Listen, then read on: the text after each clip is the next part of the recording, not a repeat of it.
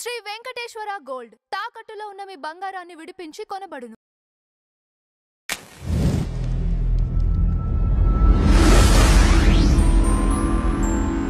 ఈ ఇన్సిడెంట్‌కి సంబంధించి మీకు పర్సనల్‌గా ఎప్పుడైనా గౌతమి చౌదరి కాల్ చేయటం గానీ, మెసేజ్ చేయటం గానీ, లేదంటే ఇతర వ్యక్తులతో ఫోన్‌లు చేపిచ్చి మాట్లాడే ప్రయత్నం ఎప్పుడు చేయలేదా? ఒక మీడియేటర్ ఒకతను ఎవరో ఫోన్ చేశాడు. ఓకే. మన మీడియా సర్కిల్‌లోనే మిత్రుడు. ఫోన్ చేసి ఫస్ట్ ఇంటర్వ్యూ మందే వచ్చింది. ఆవిడ క్వశ్చన్ చేస్తూ వచ్చినప్పుడు ఆవిడ ఈయనతో రాయబారం పంపించింది. అన్న మనవాళ్ళన్నా కొంచెం పాజిటివ్గా మాట్లాడు, నీకేమన్నా డబ్బులు కావాలంటే, అరే డబ్బులు ఏం అవసరం లేదు కానీ నేను మాట్లాడిన దాంట్లో ఏమన్నా తప్పు ఉందా, ఏం తప్పు ఉంది, ఆ పాయింట్ ఏంటి తీసి నాకు పంపించండి, దానికి సంబంధించిన డీటెయిల్స్ అని ఒకటి పంపించండి, నేను కరెక్ట్ చేసుకుంటాను ఒకవేళ తప్పుగా మాట్లాడుంటే. వాళ్ళ నాన్న మీద ఎఫ్ఐఆర్ ఉంది, చంద్రబాబు నాయుడు క్యాన్వాయ్ మీద రాళ్ళేసిన దాంట్లో అనేది మన దగ్గరికి వచ్చింది, అది చూపించాం. తర్వాత ఆవిడ ఒక వీడియో, ఆవిడంతటికి ఆవిడే ఈ గిస్మత్ మండి అంతా ఆయనదే, ఆయన కృషి, మహేష్ కష్టపడి రాత్రి పగలు చేశాడు అనే వీడియో. సో ఈ రెండిట్లో ఏది తప్పు అంటే పంపించండి. ఇవి రెండే మాట్లాడాం, మనం ఇంకేం మాట్లాడలేదు. ఆవిడకి ఓ బాయ్ ఫ్రెండ్లు ఉన్నారనో లేకపోతే అక్రమ సంబంధాలు ఇదేం మాట్లాడలేదు, మనం కంప్లీట్లీ నో, ఇదే మాట్లాడాం. సో దీని ప్రకారంగా మనం చూస్తే ఇద్దరు రెండు పార్టీలు, వీళ్ళ నాన్నేమో టీడీపీకి సంబంధించిన ఆయన, వీళ్ళు వైసీపీకి సంబంధించిన ఆయన. మరి మామూలుగా ఆంధ్రప్రదేశ్లో ఆ రెండింటికి గొడవలు ఉన్నట్టే ఫ్యామిలీలో కూడా గొడవలు ఉన్నాయా, ఈ నేపథ్యంలోనే ఈ కేసులు అవుతున్నాయా అనేది మనం అప్పుడు మాట్లాడిన పాయింట్.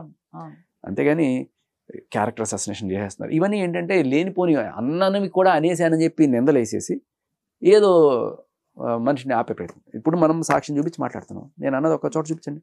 ఇన్ఫ్యాక్ట్ మూర్తి గారితో ఈవిడికి ఉందా అని చెప్పి ఎవరు మాట్లాడినప్పుడు, సార్ ఇప్పుడు అదిగో తోక అదిగో పులని మనం అనకూడదు, ఆయన వెళ్ళిన మాట వాస్తవం, వాళ్ళు ఒప్పుకున్నారు. అలాగే రీతు చౌదరి కూడా వెళ్ళిన మాట వాస్తవం, ఆవిడ అక్కడ కారిడార్లో నడిచారు. సో ఆవిడ కారిడార్లో నడిచినంత మాత్రాన ఆవిడకి ఈయనకి రిలేషన్ ఉందని, ఆయన ప్లేట్లో అన్నం తిన్నంత మాత్రం ఈవిడికి అనేది మన సంస్కారం కాదు. బట్ ఆవిడ ఇది ఆరోపించినప్పుడు ఆవిడకే అర్థం కావాలి, ఇలా నేను ఏమి లేకుండా ఆధారాలు లేకుండా ఆరోపిస్తే ఇలా నన్ను కూడా ఆరోపిస్తారు కదా, అండ్ ఈ ఆరోపణల వల్ల ఆయన బద్నాం అవుతున్నాడు, ఈ ఆరోపణల వల్ల ఈమె బద్నాం అవుతుంది. ఇక్కడ రీతు చౌదరి, అక్కడ టీవీ మూర్తి.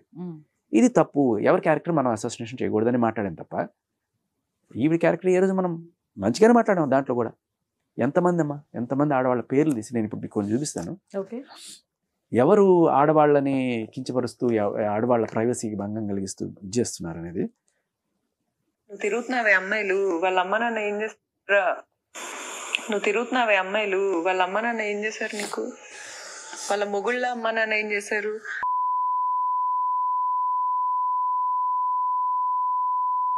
రాత్రి అంతా ఉండి ఆ అమ్మాయిని ఒళ్ళో కూర్చోబెట్టుకొని దానికి మొగుడున్నాడు.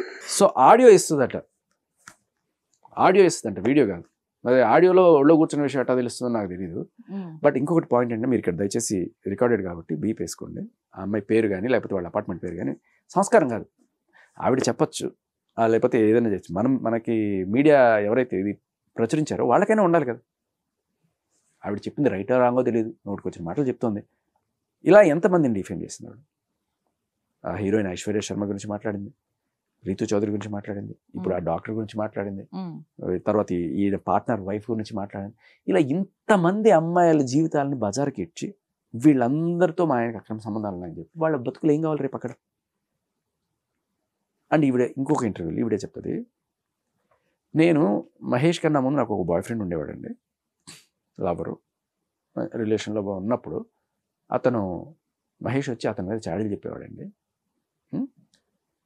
ఈవిడికి కన్నా చిన్నవాడు, వయసులో 2 ఏళ్ళు చిన్నవాడు, అయినా ఈవిడ చాడీలు నమ్మేసి అతను వదిలేసిందట. అతను చాలా మంచివాడు, ఎంత ఏడ్చాడు, నేను ఇతను నమ్మి అతను వదిలేశాను. అంటే ఏంటి, చాడీలు చెప్తే నమ్మేసే రకం నేను అని ఆవిడే ఒప్పుకుంది కదా. మరి ఇటువంటి మనిషి ఇంతమంది, మరి ఈవిడికి ఎవరు చాడీలు చెప్పారో లేకపోతే చూసిన వాటిని బట్టి ఈవిడ అల్లుకుందో ఆవిడే చెప్పాలి. అండ్ నీకు ఉన్నంత మాత్రాన నువ్వు ఇలా బయటపెట్టి వాళ్ళ జీవితాలని రోడ్డును పెట్టే అధికారం నీకుందా? తప్పు కదా. ఇక్కడ ఒకటి అడుగుతాను శేఖర్ గారు, ఇప్పుడు తన భర్తకు సంబంధించి అక్రమ సంబంధాలు ఉన్నాయని ఆవిడకేవో ఎవిడెన్స్లు వచ్చి, లేకపోతే ఇంకెవరైనా పంపించి ఆవిడ వీళ్ళిద్దరు కాన్వర్జేషన్ అయినప్పుడు ఇతను కూడా నాకున్న ఎఫ్ఐఆర్స్, మల్టిపుల్ ఎఫ్ఐఆర్స్ అని ఇతని నోటి ద్వారా ఇతను ఒప్పుకున్నప్పుడు ఆవిడ అడిగే రైట్ ఆవిడకి లేదా? అంటే వీళ్ళని నువ్వు నీ భర్తను వీళ్ళని అడుగు. ప్రశ్నించే అధికారం నువ్వు నీ లేదా? భర్తను అడుగు. భర్తతో పాటు ఎవరైతే ఎఫ్ఐఆర్ పెట్టుకున్నారో Hmm. వాళ్ళని అడిగే రైట్ ఆవిడకి ఉందా లేదా? వాళ్ళని అడగచ్చు. ఓకే, వాళ్ళకి ఫోన్ చేసి అడుగు. అడిగానని కూడా చెప్తోంది కదా. ఫోన్ చేసి అడగడం వేరు, మీడియాలో వాళ్ళ కుటుంబాలని బజార్కి ఇచ్చి నీ ఏమన్నా పెళ్ళా ఉందరా నీకు డిగ్రేడ్ చేయడానికి వాళ్ళ క్యాస్ట్ పేరు కూడా తీస్తుంది ఇంకో దాంట్లో.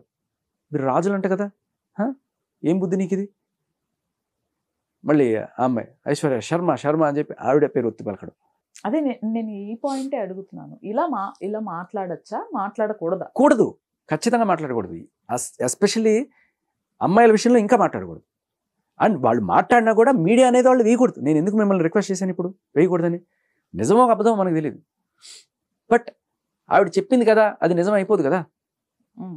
ఆవిడ ఒక సాక్షి ఇన్నాళ్ళు మనకేం చూపించింది? రీతు చౌదరి కారిడార్లో నడిచింది, దాని గురించి ఆవిడ ఏం మాట్లాడింది అది చూపించి, ఇలా ఎంతమంది ఇళ్ళకి వెళ్తుంది, ఎంతమంది షుగర్ డాడీస్తో ఏముంటుంది,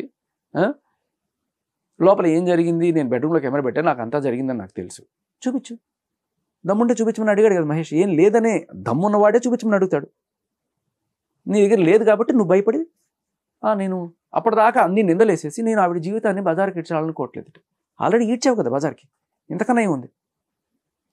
సో ఇలా ఎంతోమంది అమ్మాయిల క్యారెక్టర్స్ అసాసినేషన్ చేస్తూ